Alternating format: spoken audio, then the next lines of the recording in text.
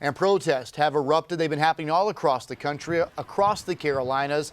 And we saw them tonight as folks hit the streets in Boiling Springs. They want their voices heard and they want change. We brought you this entire protest live this afternoon. Fox Carolina's Matt Kaufax picks up our coverage at this hour. Matt, how was it and what are they telling you? Yeah, Cody, the rain shut everything down at about 8 o'clock, but before then, protesters accomplished quite a lot. This is where they started, right here, right just across the street from the Waffle House, the Zaxby's next to me. They marched all up and down and around the Boiling Springs area. About 5 miles in all we measured out was covered. They were joined by Spartanburg County deputies, well-wishers providing water throughout the route, and a supportive community honking their horns as they drove by, and no incidents at all along this route. Protesters chanted things like Black Lives Matter, say his name for George Floyd, and no justice, no peace. The crowd seemed to grow as they moved along, and at certain points the road was actually completely closed down as they crossed the street and turned around. This protest was separate from the one that happened earlier in the day at USC Upstate a few miles down the road.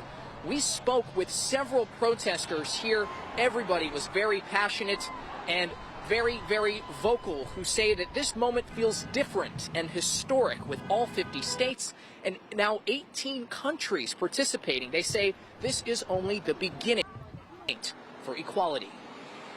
Us as black people, we feel like we are treated unfairly by law enforcement, by really the world. We're doing it for everybody that's lost their life to police violence. We got members of all races, all groups that are out here together, black, white, brown, Latino, Asian, everyone's out here. So we got a band of brothers that are here to fight.